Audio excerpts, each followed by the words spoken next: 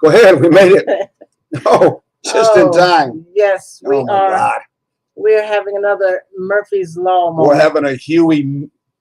I call him Huey Newton, but kind of looks like it. Talks like it, but he's not. Boondocks. Boondocks. One of my favorite characters, besides the old man. Where's he at? Where's the old man at? I have no idea. Is he on this one? I don't know if he's on that. One of my favorite t-shirts because I love the show. I definitely love the show. Go ahead, Sharon. Talk to us right now because we're running late. Yes, we'd like to say, first of all, welcome. We're glad you're with us. And second of all, and probably the most important, we apologize for actually running late and not being set up and ready to go the way we like to be. If we get Julius and the help from the community to get those young folks who would like to be behind here and help out with engineering and gain you some experience to put on your resume, then that would help out. Because it's hard for the host to do the engineering at the same time. Absolutely. Not every time.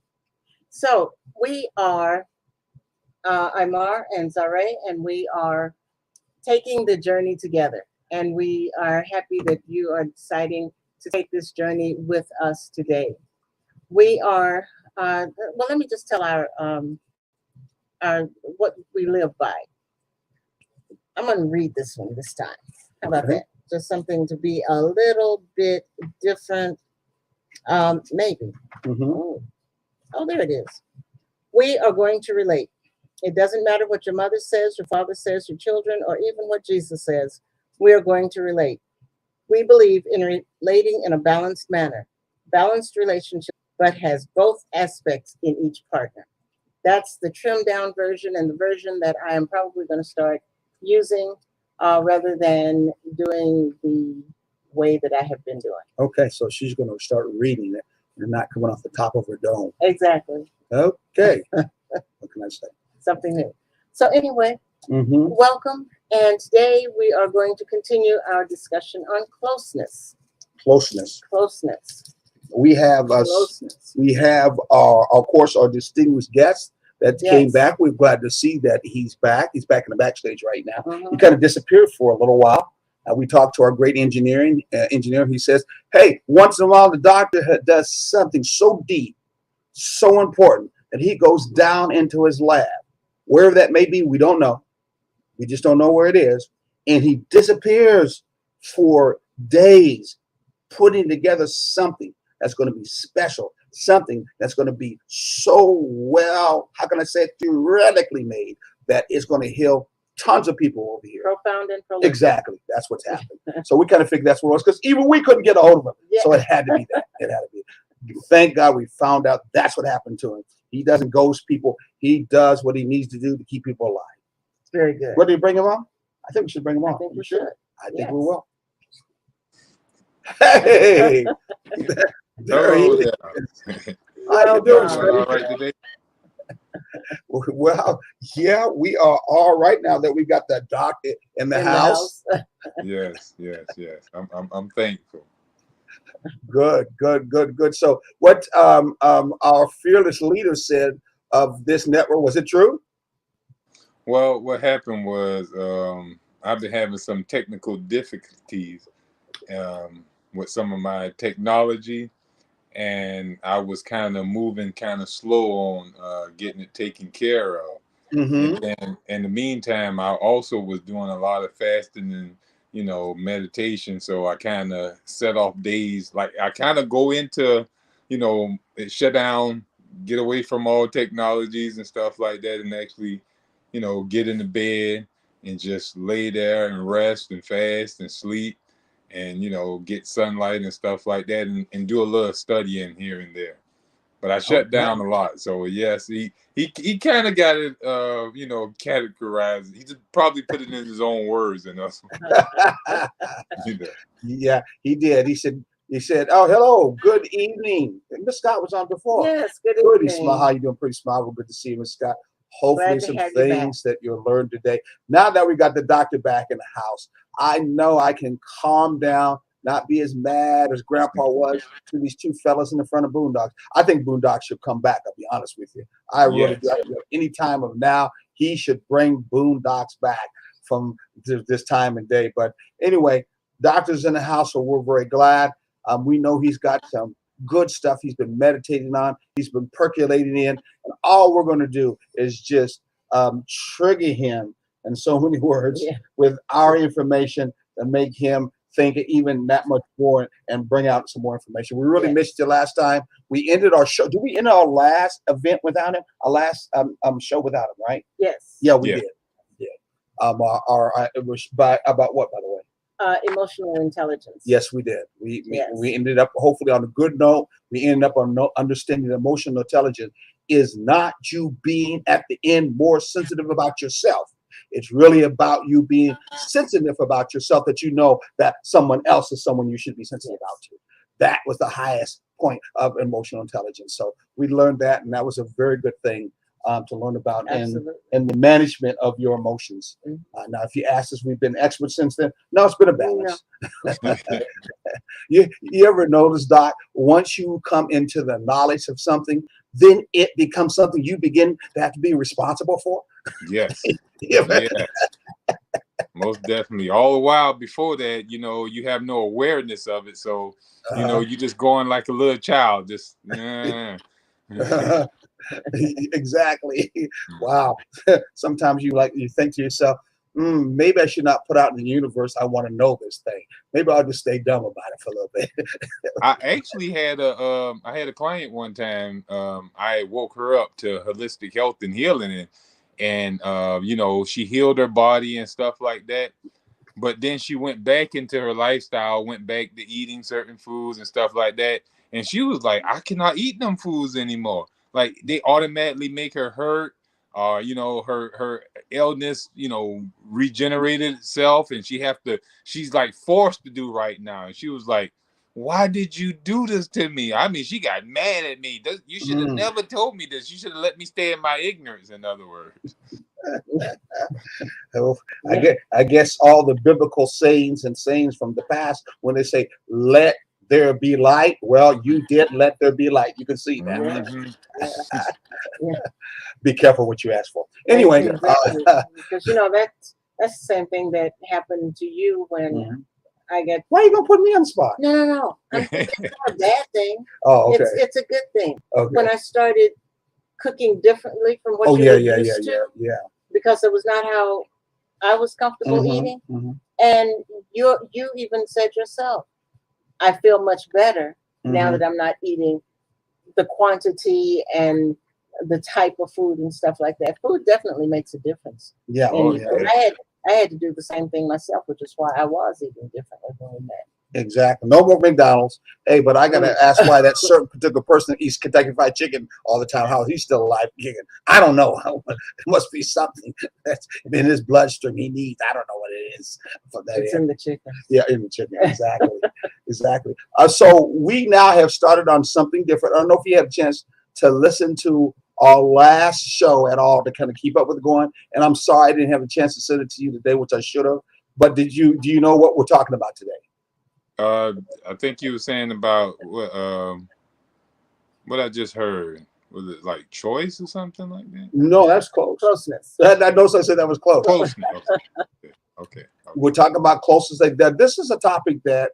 Go ahead. I was just going to say we have a few other people who have joined in and said hello to us, and we're glad that you're with us again too. Okay, go ahead. Mr. Banner and okay, I get one of them, Mr. Banner. Watch intently. From your corner of the world. Well, I wonder that corner. What corner of the world is Mr. Banner? Text us and let us know what corner of the world are you watching. And then, of course, we have Habib Khan. Love the show, platform of the show. Love that one part of the world. If you can, text us real quickly. Let us know what part of the world are you in so that we can know and other people know. I love how the internet lets us go to all parts of the world. Oh, yes. He's pulling out a book. I just knew it. Go ahead and show us what the book is. Come on, sir. Well, I'm trying to get it good. Oh, there you go. There it is. Magnificent Mind at Any Age. At any age. Okay. It's by Dr. Amen. Daniel Amen. I've heard of him. Really? Yeah, I know Amen. Amen. We have a book by him. Oh, we do? Yes, we have some books. It's a set of books that deal with the brain. I think it was aging of the brain or something like that. Did I get that book? Yes, it's a series of them. There's some thin books. I think it talks about how you eat, because remember we were going down the road of looking into things that can foods and lifestyles and things that will keep you from, that will stave off Alzheimer's. Oh yes, I And remember. That's so, him. That's him. Yeah. Okay, I remember we picked the books. Yeah, I think he had a son that had a brain injury or Yeah. something like that, and he started. His son, his godson had a Okay. tumor. Had a tumor on the left side of the brain that was causing him to act erratic. Wow. Yeah, Well, okay. she remembers it better than me. I must have picked those books up. We got so many books in the library. I need to catch up on. But anyway, that's very, very unique. Yeah. Very That's unique. probably that book, Change Your Brain, Change Your Life. It might be. I don't know. I can't remember the title of it. Mhm. I just remember what was in it, and they were several rather thin books that. Oh, you got that? Okay, you had got that package that he had put together. I know what you're talking about. Yeah, it's a set. That's a good one. I got it in there on the bookshelf too. Yeah. But he's one of the guys that when I was going to college, he was one of the professors teaching the biology of belief, where we had to study all the brain, areas and regions and stuff like that, and how to keep the brain healthy and young all the way into an older age and stuff like that. Isn't that something? Wow. Yeah. Since we're on that subject, both of our moms passed away because of Alzheimer's. So, there is so many different, how can they say what they think is solution? No, more causes that involved with it. I know the last one was they claimed that there was some plaque that they found that were in certain brain cells. I know you heard that one. That was the last. Right. Well, where are they at right now? So we'll stay on the subject real quick. We're going. It's a good close subject. Yes. So Close to us. exactly. So where are they at right now on that study? Do you know? Well, Dr. Amen teaches that most of Alzheimer's is pretty much like a modern day what we look at as ADHD, but it's like an old timer's ADHD. The person still can't focus. It's just more chronic. It's a chronic form of ADHD. It's like pretty much the end stages of ADHD, where you see, they like childlike. You can't comprehend what you're saying. Would you see children with ADHD? But in Alzheimer's, it's the same way, but it's more chronic. They can't remember stuff for 15 seconds sometimes. They can't focus on things unless something is really stimulating to them. Like I had my wife grandfather had it, and he couldn't remember stuff. He'd go and eat a banana and then get mad in the next minute saying he had nothing to eat within a minute. He wouldn't remember that, or he'll go to the bathroom about, every 15 minutes because he think he have to use the bathroom. But now when I would do singing with him and sing some songs and get his mind going with a beat and stuff like that, he would be okay. He'll talk, he'll sing with and remember the song. But when it's something that's not stimulating enough, oh man. So what Dr. Amen was saying was that most of the times when what causes us to, age our brain faster is overstimulation that causes death to certain regions of the brain, which deals with memory, deals with focusing and stuff like that. So, and that's overstimulation, like, eating, aspartame, MSG, a bunch of these additives, fluoride, smoking, marijuana and stuff like that irritate dopamine receptors, all these different things that he point out saying that those are the cause of our brain damage, in other words, because it ain't nothing but brain damage at the end of the day. Yeah.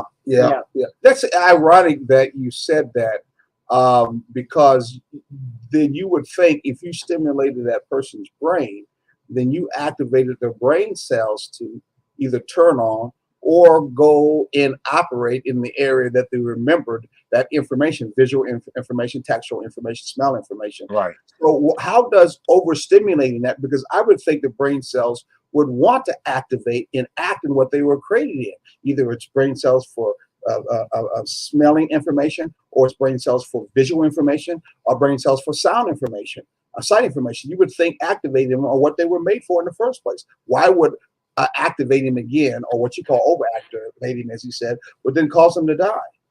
Well, if you listen to the word stimulation is just a fancy term for irritation. You got to irritate something. Wow. Irritation, constant irritation causes a modification of the cell. The cell have to keep, it have to adapt to constant irritation, or otherwise it'll kill the cell. Too much irritation to kill it. So over a period of time, that cell have to modify itself. It gets hard. It have to structure its cell kind of harder.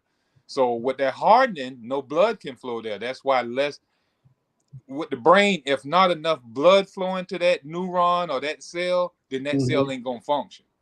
So you got to irritate that cell where more blood can come there. That's why when you smoke or take a drug or something like that, it is so irritating to the cell that the body sends blood there to flush out that irritation. But by sending blood there, it causes activity. So you see the person acting more. But with every constant irritation causes a hardening, meaning that more blood have to come there to get some type of functioning. But over a period of time, no functioning is going to happen sooner or later. That's interesting. I'll take a look into it. I remember one time I did a week-long studying of the brain cell, as a lot of people didn't understand me, that every cell looks differently according to the function that it was created for in that organ. So a brain cell, even though it's a brain cell, it is not the same look and shape as a brain cell that is in your liver. Right. And so you know what I'm talking about. A brain cell itself almost looks like it has a circular kind of thing in the middle. Then it has a long strands coming out of it, and each one of those strands go close enough to another strand of another brain cell, and they actually don't make a memory, if you may want to call recording. I'm just using my words, not technical, until there's a little spark between the gap. Yeah, in call it dendrite. Exactly. Yeah, dendrites. And so I'm just kind of remembering some. I guess my brain's still good to remember all that. But they were talking about how that actual spark, that gap, and there's an actual name to it. I know you're talking about synapses. Thank you. That sometimes when it makes that synapses or that electrical impulse, it jumps. Exactly. Well, what weren't you telling me? No, you go ahead. Man, you're doing such a good job whispering in my ear. You might as well, Dr. Sharon. that on the other side that makes that gap, because that's what it's doing. It's gapping from one side to the other side. That's where they say that there's that, what I said, plaque that's on the other side, and it doesn't make that total connection. I use it in the realm of like an automobile that has a spark plug. And that spark plug has a little rod and has another piece of metal where the spark jumps to the other side of the rod. And if the other side of the rod has a lot of not corrosion, that's not corrosion. It has it's called black salt. I forgot what it's called in there. That it doesn't make a good connection. Then if you don't get a good connection in the spark plug, you lose the power of that spark inside that cylinder. And I think that's what they were talking about. But I could be totally wrong. It's been a long time. Well, it's not going to have no power if there's no blood flow there. That's why Dr. Abe did it. He got this thing called the SPECT scan. Most people do like an MRI, CAT scan, and stuff like that. But a SPECT scan, actually, it checks out the amount of blood flowing to that cell or tissue. Without blood going to that area, that's why you see when people have, get hit in the head, like Muhammad Ali, for example. You see how many times he had got hit in the head and he couldn't, he was and couldn't really speak and stuff like that, right? So that's just like a person who, use too much drugs. It'll cause damage to their brain, and then they can't function like a normal person because they don't have enough blood flowing to that brain because of damage. But if they all get enough blood, as you were referring to, and then irritating that particular cell, that's where my concern is, because I figure blood is the fuel for that cell, and that cell's function is to be able to generate that spark and to receive that spark on the other side.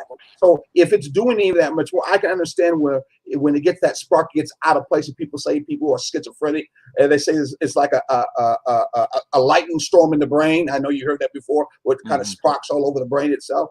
I could see that, but I don't know how that would. I'm just speaking. I could be wrong. Only thing would cause that is if it don't have no myelin sheath on the neurons or cells and stuff. Yeah. The myelin sheath is like more like a insulator to make sure the signal keep going straight in one path. But when that myelin sheath is usually ate up from over stimulation, over sugar production in the body, like people who have high sugar, that's why they have that neuropathy and stuff like that, because the signals be shooting everywhere. Everywhere, yeah.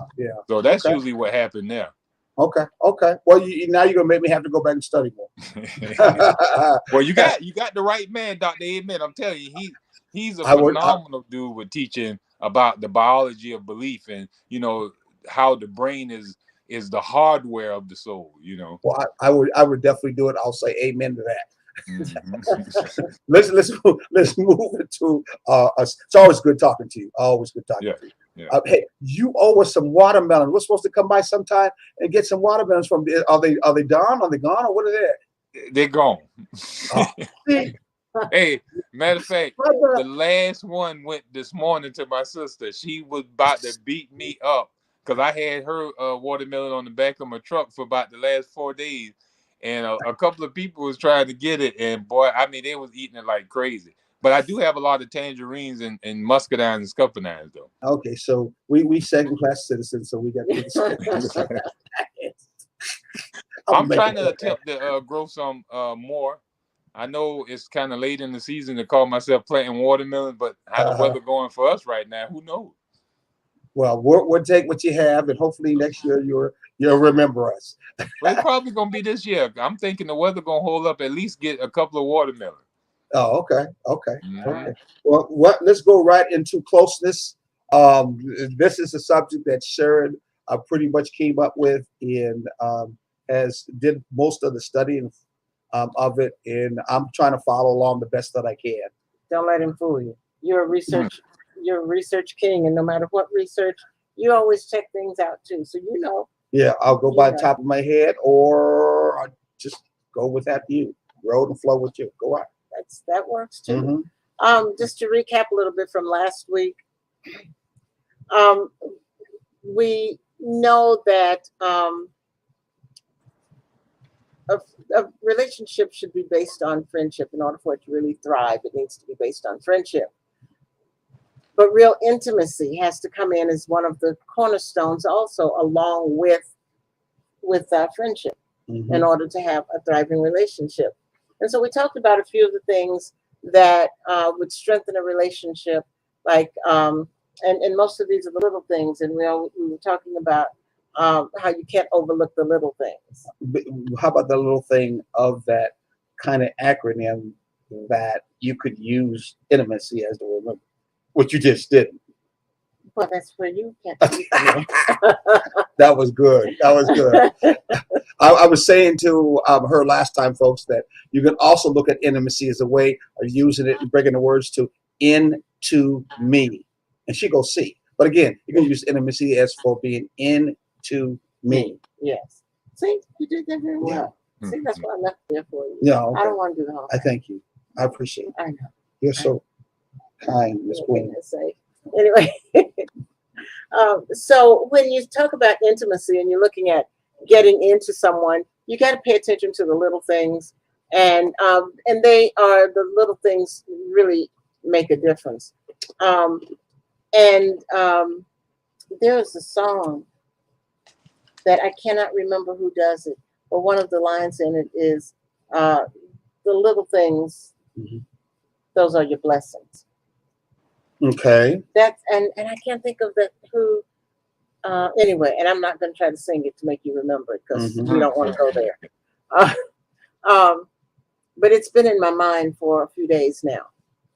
So you got to pay attention to the little things that are important to your partner, and vice versa. The partner pays attention to the little things that are important to you. One of the examples that we gave was giving flowers or giving cards from time to time, or the fact that you gave me an opportunity to write one day without interruption, some extra time with that. Just it's small things. You don't have to go out and buy a new car. You don't have to, do that the big money things, or go to a big expensive dinner. Although those are nice too in their own way, but you don't have to wait and then pour out one big thing, because they love the little things. And I was saying to the little things, for the guys out there with the little things, that sometimes when Sharon explained how the little thing I did, how much it meant to her in words, I was saying you could use the little things as leverage, where you can do a little thing and you get a lot out of it. Now, you may not necessarily want to ask her so much, what did it mean to her? Because you got a lot of things back. But you can use that little thing to, in turn, equal to a lot to that other person. So we have to understand little things can be a good leverage to get and give a lot to somebody else. Have you ever thought about it that way yourself, Doc? Mm-hmm. Definitely. Is there any kind of it's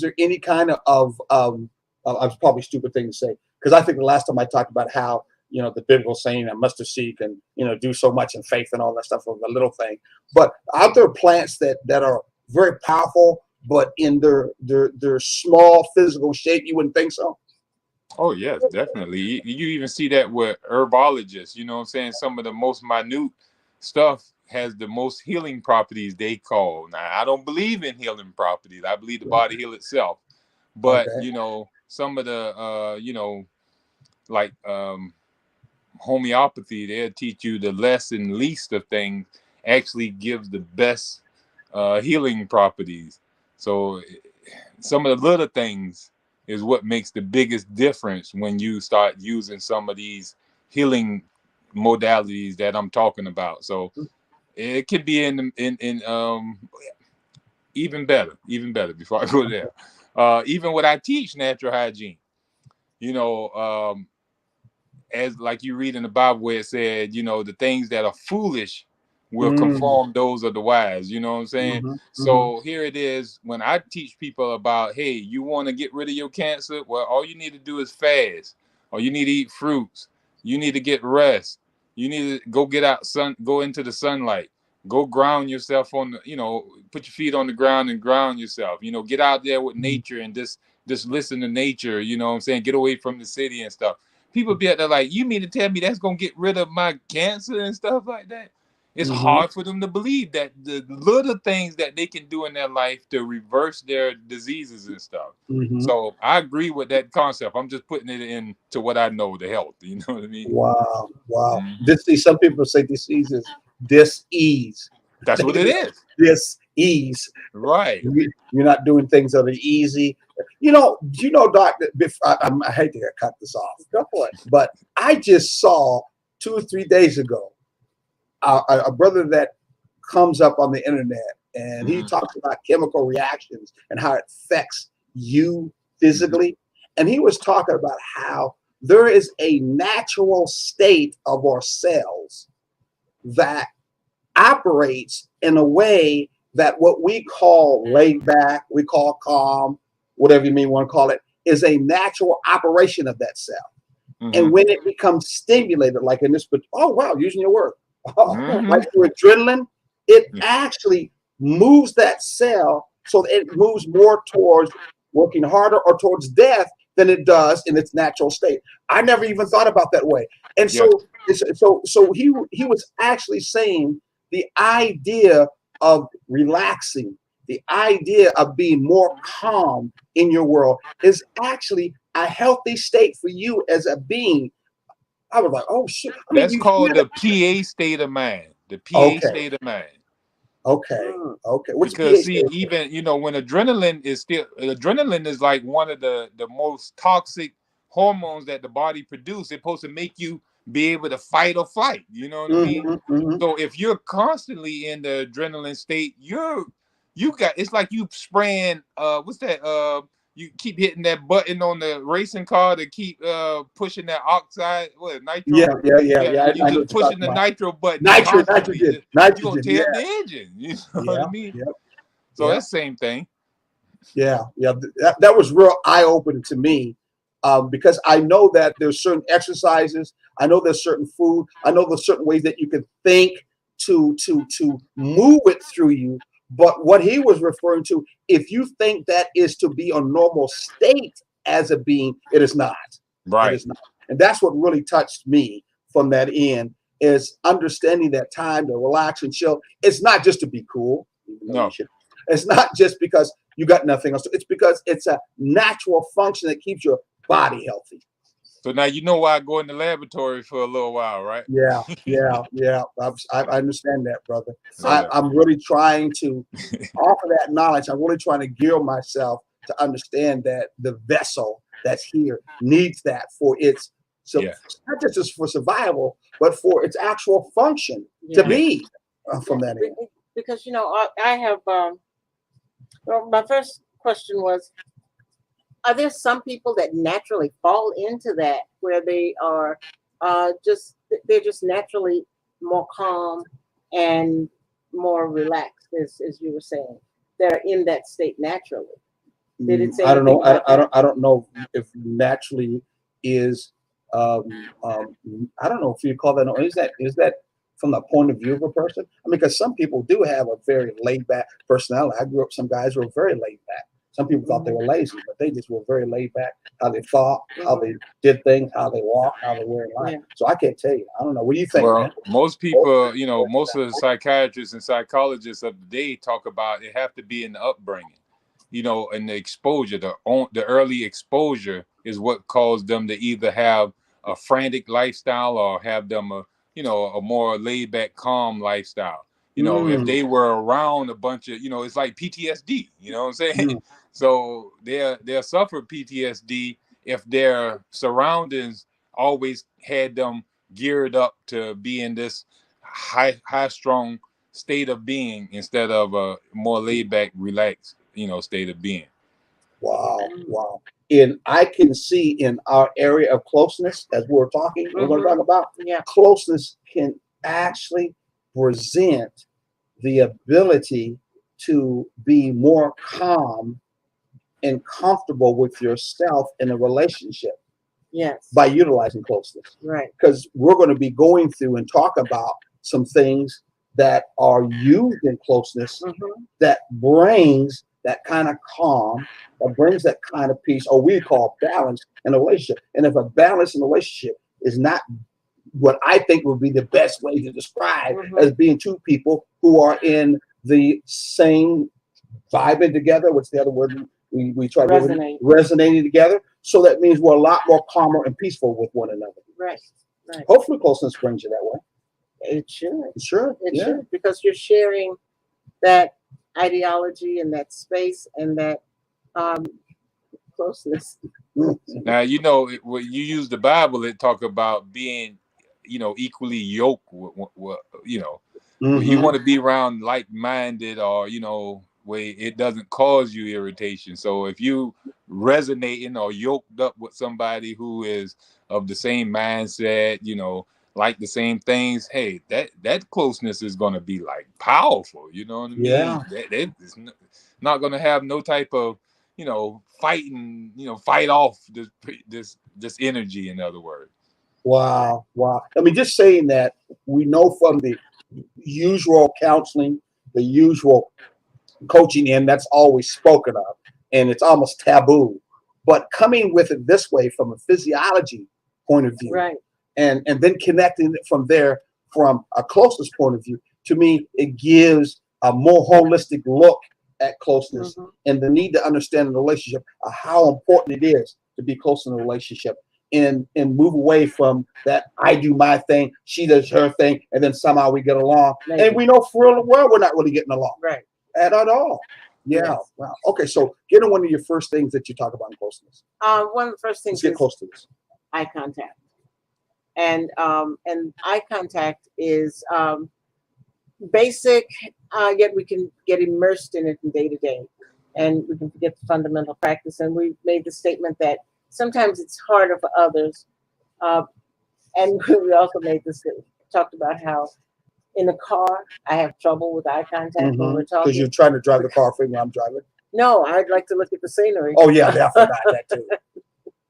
Yeah, that that gets in my way. That's where the little kid with the ADD gets in my way. It's like there's something going down the street, and I want to know what it is. Yeah, so my radar is on that. You know how uncomfortable it is, man. I don't know if it's been with you. You're on a long drive. You got a lot of things on your mind. You want to discuss with someone, and the person over there is looking straight ahead, which you got to do driving anyway. But you can look once in a while, and this person ain't looking at you out. They just looking straight ahead. And sometimes they may be saying something, but sometimes they don't. They ain't got no attention really on you whatsoever. So it's kind of like when you're thinking when you're driving, I might as well just be driving by myself. I don't even have anybody else in the car if they're not going to act like in the car. I'm like, what the heck is that all about? I know that's never happened to you before. Now, they got a word for similar to describe that as well. They call it highway hypnosis. Wow. Yeah, most times, like, even when we're by ourselves and we notice that we done made it home and they ain't even remember making no turns or nothing like that. So it said when we done something so much, so often, we tend to get bored out with that and start daydreaming. But we'll still know how to do stuff because we done did it out of habit. So we won't make no mistakes, you know what I mean? Anything like that. But they call it highway hypnosis. You remind me what truckers used to call it. White line fever. Right. White line fever. That's what truckers used to call it. White line. They stare at that white line, and has that break in between, and that repetitive go over and over. It puts them in the trance. Yeah, especially at night. Yeah. They hypnotize you. That's a constant. Yeah. It would do that. Yeah. Well, she's sitting there, and that spite line ain't bothering me, and she's already. I don't know what she's looking at. Put it in the Look at the pretty colors going by. Look at that house over there. Come on. No, seriously. The trees passing by and all. She reads signs. That's the truth of it. Signs. Oh my God. Yes, being perfectly honest and truthful, that is what it is. And I have done it since I was a small child, and so I'm working on it though. We haven't. We start late because our time just flew by.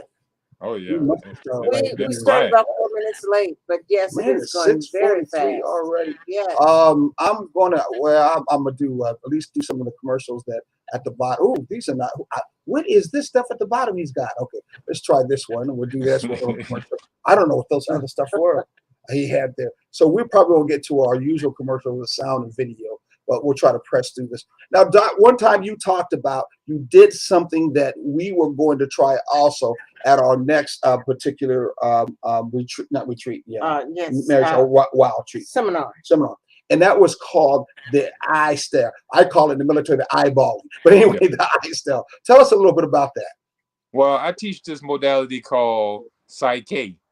And it helps with, it's like a changing a subconscious belief system or changing limiting thought patterns or helping with bonding.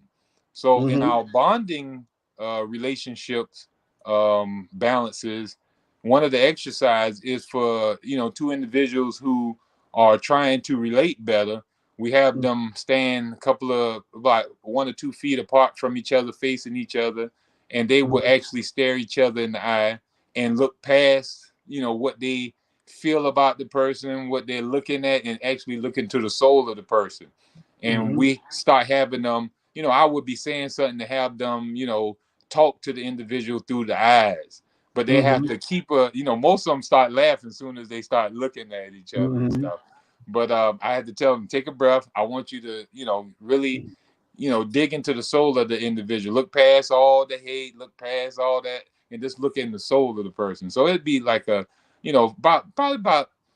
about 45 seconds, and then I'll carry them more into the balance where I have them, also telling each one like one person to tell the other person what they want to hear. And then the other person to tell what the other person need to hear, like might say something like, I love you.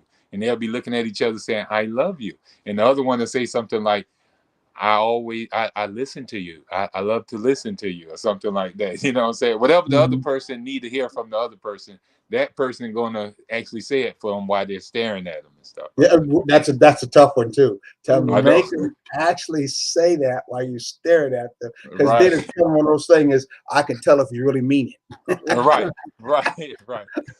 Or the other one might say, I wonder if you really believe me. You know, my daddy used to say that. He'd be at there like, "You sure you didn't take that tater chip out of there? Look me in my eye and tell me." And you couldn't do it. You're like, yeah. Right. Yeah. Still looking down. Oh, man. Well, but all these things are just, well, as Sharon just talked about, one of the ways to be able to bring closeness. Yes. And using the eyes or the window to the soul to bring that closeness. So that's one thing to try out as your partner. What's another one you were going on to? We were moving into personal, physical touch. Physical touch. It is important to have physical contact with your partner because it keeps you connected to one another. And holding hands, a long embrace, a hug. At the end of the day, it all goes a long way to making you stay connected. If you feel resistant toward physical contact with your partner, this is an indication that something might be off emotionally. What do you think about that? Because I know we're energy beings, and our energy beings come from, of course, straight from the vibrations of all the molecules to make, and yada yada yada. We're not going into detail. I know you've heard before how people can feel a different vibe from a person or feeling from a person when they touch them, and even when they're mates or been together for a long time, and they can tell they feel whenever a certain thing changes their surrounding. What do you do when you hear about that, or have you heard that before from some of the I've couples? seen it. I've seen it in my counseling practice. When I have clients come in, and I can tell the ones that are going to be easy by the ones that sit the closest, the ones that I can see the guy rubbing on the lady who can't keep his hand off her, and she can't keep her hand off him.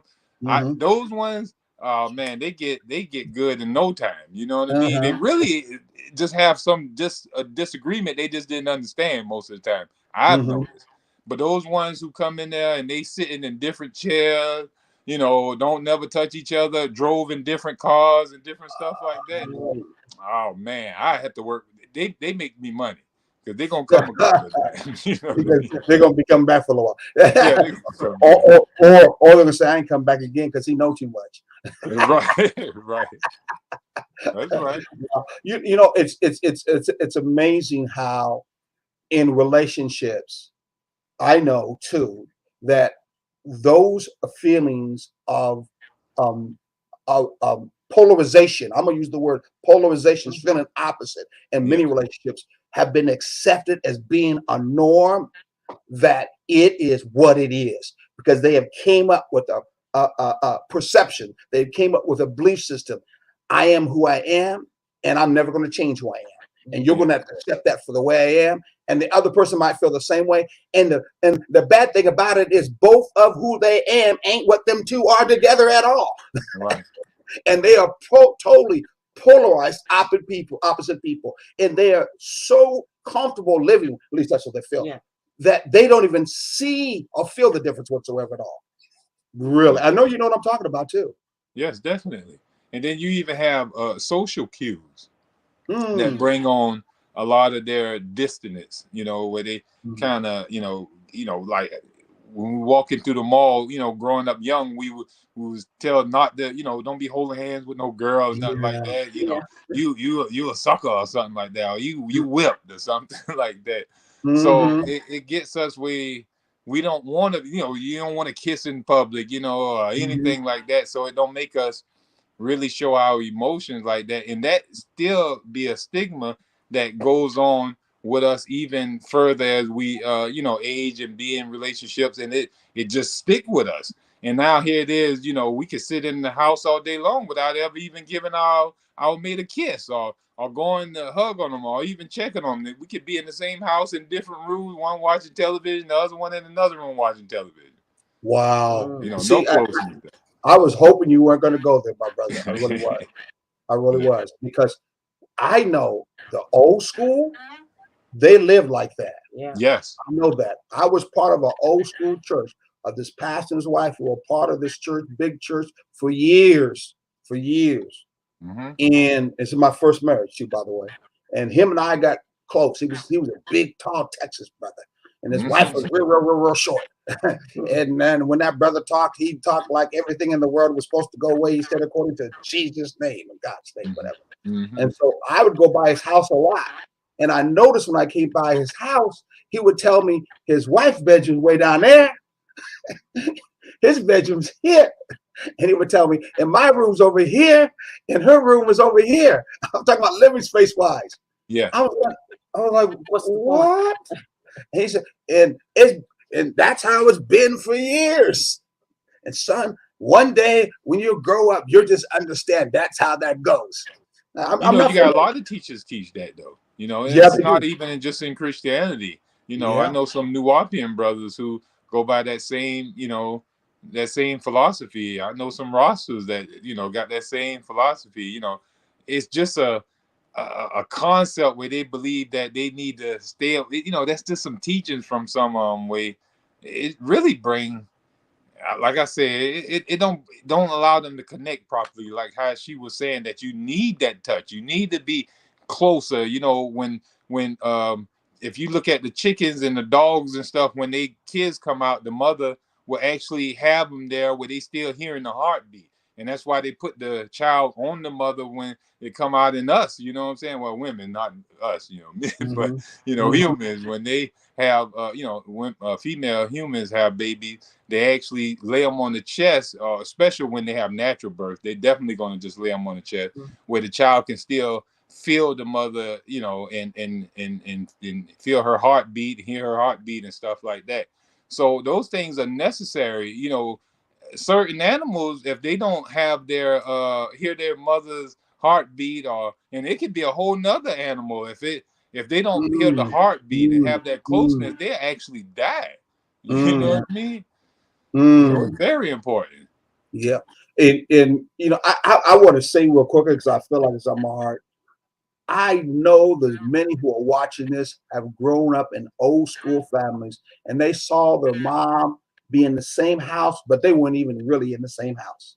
Right. And I know they never saw their mom really even touch each other. I'm talking about in the intimate way, or they now saw the mom and dad never even say they loved them. And they figured that was how life was. That's just how it is. And that if you did anything less than that, you were being sissy, you're being girlish, you're being too sensitive. I'm gonna say something some of your folks don't like. You're being too white-like. I'm gonna say it. Yeah. I'm gonna say it right now. You're being too white-like. And let me finish the story. And I want to say to you that story I told you about that pastor and that wife. They pastored this big church for 30-something years. He came to me one day out of my first relationship because I always believed in being close. I've always believed that with my wife and I should be in unity and almost as if we were friends. I'm not saying the first wife was really like that, was down with it, but I did. And one day he pulled me over to the side. He said to me, Craig, Mr. Butts, I want to tell you something. He said, I've been watching you for the years you've been around me. And I want to tell you, whether you know it or not, I'm jealous. I said, what do you mean? Because you seem to be able to be more friendly and closer to your wife the way I wish I could have been and could have been for years. All I can say is keep on doing that because I know it's right. I know it's right. Well, why you wouldn't do it? What's that? Why wouldn't he do it? Why wouldn't he do it? Right. I can't answer that, brother. I think it was like a custom. I know, but I'm saying you have people run up on me talking about, brother, you look good, man. You slimmed that weight off. You got rid of your diabetes, man. You keep up on doing that, and they be like, well, I'm about to go take my medicine. Like, you know what I mean? The fact that he came to me, a younger brother, and he's 60-some years old, pillar of the community. You know what I'm saying? Right. And he told that to me. I could not find myself to say to him, so why ain't you not doing that? Right. All I can say is, man, I appreciate it. I felt like it was a blessing being passed on to me as being a younger person, saying I was doing something right in this world and something that in turn I'll continue on. So that's how I took it, as an elder telling me as a younger man what I should do in the future of life. But why he didn't do it, I don't know. And even after talking to me, he went back to the same ritual. He was that way till he died, from what I remember. Well, Wow. part of it could be that it takes two.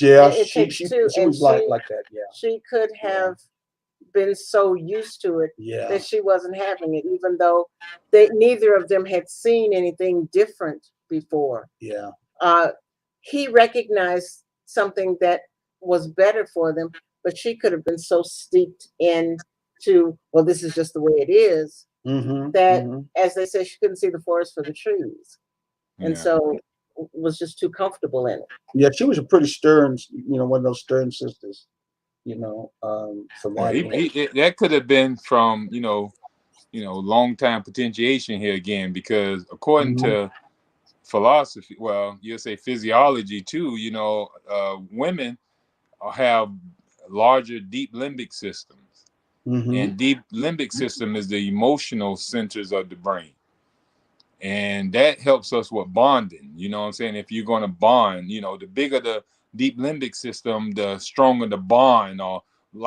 show the emotions. That's why they say women are more emotional, because they have bigger deep limbic system, because they are the caretakers of the world. They're the nurturers and stuff like that. She's listening to you, because the new intellectual ones are coming out. They ain't believing you that way, brother. I'm just telling you. and They might be getting smaller deep limbic systems now. No, they're taking the path of, what's his name, that says, smile like a man and think like a woman. No, smile like a man. You know what I'm talking about. But men were to have smaller ones, because they were but now you got to listen, because men were having smaller deep limbic system, because they didn't supposed to have emotional, states, because they had to go out there and kill animals. They had to go out there and do all the dirty work that women wouldn't do. And the women had to be able to take care of kids. So they had to have bigger emotional center. But now, since the roles are changing, where the women got to get out here and hunt and fight, to keep the family alive and stuff like that, then that might be a good research paper to do. You know what I'm saying? Where the deep limbic system of women may be, evolving. I love that. I want all the brothers out there that we know now, especially the younger ones, who are talking about how now the females are being more like males. Right. And then they're forcing males now to be more like females, societal system. But within our Black community, I like to have a young man go out and take that study. But this time, besides of it being from a point of view of how the white society and racist system has caused it to be that way, because of the fear of Black males and white males. Yeah. Why don't we take it the other way, look within our community and look at it from a physiology point of view, as Doc had just said, and see if we can find that as being a reality. And maybe it's been flipped that way because of how we have had to live, because of what I would say racism has done. Right. Even it's adaptation. It's adaptation. Yeah. Our bodies are the cells are gonna adapt to a constant struggle. It's gonna adapt that way. Yeah. So they know how to manipulate it. You know what I'm saying? Look how they do the chicken. You see how they got KFC got bigger breasts, and churches got bigger legs. You know what I'm saying? They know how to grow bigger parts in human organisms and stuff like that. Yeah, they do. That's just because of what they're chemically doing. Change the DNA. Okay, where's our time? It's in the chicken. What time is it? It's time for us to call it, because we started late too. So. Yes. Okay. Yeah, we're having such a good time. See, that's what happens when you're gone. You see, we did get tired of talking to each other. We got. No, I'm just joking. Well, brother, real quickly, tell me where to watch up. I just want to say once again, stay with us when we. Okay. Yeah. Where can they find you? Where can they find you, sir? You can find me every Tuesday here on Our Black Media. The show is called Natural as Elf. You can get in contact with me at savannahnaturalhealth.com at gmail.com, or you can contact us at our office at 912-227-9335. All right, you can see us at the bottom here, thriving, taking a journey. www. What is it? WRUU.org on Saturday mornings at 9 o'clock. And you can also find us where? And you can also find us here on Our Black Media at 6 o'clock on Thursday evenings. Oh, taking the journey itself. Hey, again, until next time, we're so glad to see that you're with us. Doc, we'll see you next time at the same time. Hey, until that time, try to stay close to one another and make sure that you what, Sharon? Take the what? Journey together. All right, take care.